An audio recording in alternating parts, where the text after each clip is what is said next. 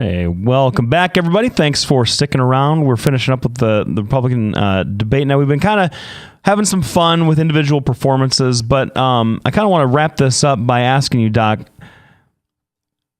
there's been some criticism about the questions, how CNN, I mean, I was making fun of how CNN chose to moderate the thing all night because it was kind of a train wreck, but there's been some criticism since the debate was out about some of the issues that weren't talked about.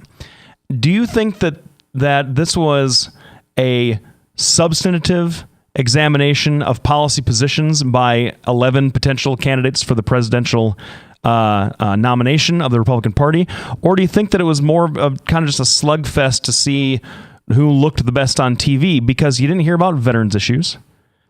They didn't get into the substance of like how to fix the VA. They didn't talk about the climate until the last 20 minutes. And maybe those aren't of interest to the Republican Party, but they're certainly interest to voters. And so they didn't really talk about illegal immigration that in detail. No. And I'm wondering, were those missed opportunities? And that's more of a media, like a moderator kind of issue. But yeah, what do you think about that? Well, strap in, because here comes my conspiracy theory. You ready?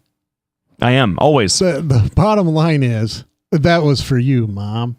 The bottom line is these people were out, they're left-wing hacks is what they are. And what they're doing is trying to get sound bites to hang whoever might potentially wind up being a serious contender down the road, so they can hang them with it. They did it to me in my campaign. They did it to Brad Zahn all the time. It's what they do. And so that's why they're not going to hit anything really substantive. If you hit veterans issues, that's not a policy that the Democrats are going to be able to be strong on. If they attack climate, well, great, that makes a great soundbite. Well, 97% of all scientists believe that it's man-made stuff. Well, that's a great soundbite, even though it's not necessarily true. And that's what they were doing. I think it was a big free-for-all. I think it was a terrible way to moderate it. I think if they're going to have this kind of debate, they should have said, well, on this Tuesday, we're having these people. On this Tuesday, we're having this people. On the next Tuesday, we're going to get them all in. So that way they all have an equal opportunity. But it didn't. And the other thing is it's a ratings blowout for CNN. I mean, look at the coup they have with that. Yeah, but they had 1 million less than Fox News. Well, yeah, that's because, smart people listen to Fox News, and I believe there's many more smart people that listen to Fox News. There's an extra million people that are smart. Is that what you're trying to say? Yes, I think that's a highly inflated number. You don't think we have an extra million smart people? Boy, it's hard to believe that. All right. So, well, here's another thing. Here's another thing. And Ed Fallon has been beating this like you wouldn't believe. He thinks Scott Walker dropped out because he didn't address climate change. And, because he really railed against Scott Walker when he tried to talk to him. And in fact, we were talking about it yesterday. He felt really offended that Scott Walker just blew him off about the climate change stuff. So I think what CNN was doing was just trying to get gotcha moments on for these Republican candidates. That's what I think they're doing. But anyway, what do you think? You think Scott Walker lost because of he didn't endorse climate change? I have no idea why Scott Walker's out of the race. I mean, he didn't. He looked terrible. His campaign has been listless for a little while. Well, do you think climate change had anything to do with it or no? I don't think that the Republican base, the primary base, gives a whit about climate change. No, I don't think that played into it at all. All right. Yeah, I tried to explain that to Ed. He didn't. I mean, you guys, that's not something that's compelling to Republican voters in the primary. No, like whatsoever. No, I mean, but I would agree. I mean, as far as your, I'm gonna let you have your conspiracy theory about CNN. I'm gonna let you have that one. Oh yeah, yeah. Why is that? Why are you giving up? Usually you're all over it. Well, it's because we have 6 minutes in this segment. Because it's so tired, man. I mean, if you can't move past the Nixonian idea that the media is out to get you guys, if you can't get past the failed policies of trickle down economics or the way to fix the border or anything, or the trickle down economics did not bring any blacks into the middle class. Only the largest percentage of blacks moving upwardly during that period of time. Well, you can keep citing those particular kinds of things that that proves that it was successful. Yes, sure. No, please talk to any other independent economist, or I don't know. That doesn't include Robert Reich.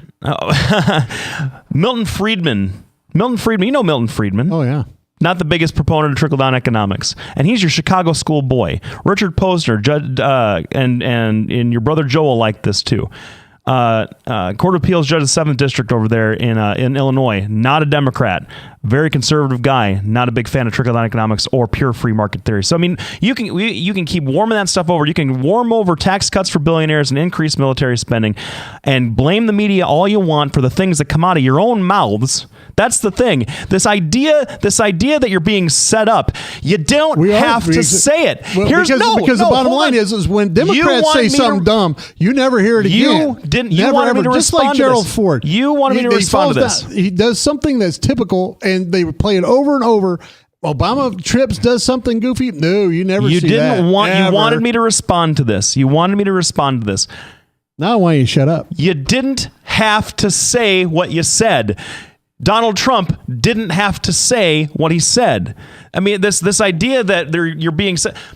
Show some restraint, man. Well, then let me ask you this question. Yeah, other Republican candidates are being asked about Donald Trump's statements. Other candidates are being asked about. I think it's unfair. I think it's stupid. Yeah, we don't owe them to any kind of explanation about but they do the same. I think my brother Joe is called. Okay, fine. They do the same thing to Democrats in that regard, where they ask them things that are off topic or when you're trying to give a policy address and all you want to talk about is emails. All right. Well, plug in your headphones. It's my brother Joe on there. Joe, you got about 2 minutes to rant. I'm sorry, what's that? You got about 2 minutes to rant. I'm not going to rant. Rats. Again, I see Lefty starting to get up out of a chair, and I thought I'd calm him down. Joe, I can defend myself in the studio, but I appreciate the backup. Yeah, and I can't be too mean to you, Joe, because I need a favor off the air. Yeah. Well, I don't even want to address those kind of favors. However, he'll pay you this time. I promise. I am going to tell you on this CNN what frustrated me with the moderator, and I like Tapper most of the time. Mm-hmm. But all he was doing is girls' school stuff. Yeah. And basically you go, well, so-and-so said this. Yep. What do you think? Or he said this about you. What do you think? That these substantive issues weren't addressed. I think were more to do with Jack Tapper or Jake Tapper or whatever his name is than anything else. And that's what I think it's because the politicians that were on the stage have nothing to say on the issue. No, and that's what I said, though. I said that was more of a media thing. And I wanted him to address it and see if the Republicans missed an opportunity by not trying to by falling into that a little bit, because that's where Donald Trump lives. He loved it, except that nobody wanted to hear that from him. No, Donald Trump did a horrible job, but I think when you keep asking questions along the lines of somebody said this, what do you think about it? Yeah, I said this about you. What do you think about it? The moderator controls the substance. And if there was ever a time that you would think that CNN is not unbiased, this would have been the time. Because I really thought he would do a better job. I thought the people at Fox grilled him more to the point than CNN did. They just basically did a poor job. And I was really disappointed in the fact that he asked those types of questions. Well, and I mean, that was... Yeah, I can't disagree with that. I thought that the whole thing was kind of silly, this is why I liked it so much. Yeah. Well, thanks, Joe, for calling in. We're going to talk about the. I agree with I do think that was a conspiracy. Yeah. Well, I think so too. Brother. Fair enough. So, God blessings. Thanks. Yeah, because Joe and I think a lot alike. Mm-hmm. So, thanks everybody for tuning in. We want to thank all of our sponsors: Bertrosian Associates, Lubinas Law Firm, Halo Capital, Des Moines Interest Rates. Des Moines Anesthesia PC, they do pain management and anesthesia. They have offices in Des Moines and Fort Dodge, 515-574-6442. Please follow us at Facebook and Twitter, and don't forget to check us out on docandlefty.com. We're going to have a blog by the rabbi here pretty quick. Please stay tuned. We're going to be discussing Ahmed Mohammed, who built a suitcase clock and got into all kinds of trouble. We'll be back right after this break. Thank you.